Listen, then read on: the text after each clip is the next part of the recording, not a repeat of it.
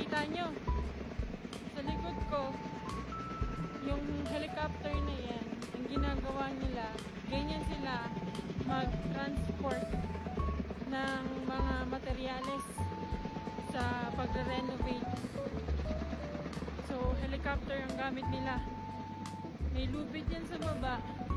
Tapos, yung sa baba na yon, nakatali yung mga gamit.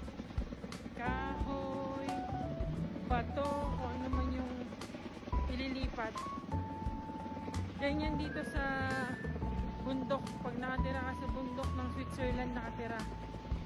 Ganyan ang construction nila, kung paano ginagawa.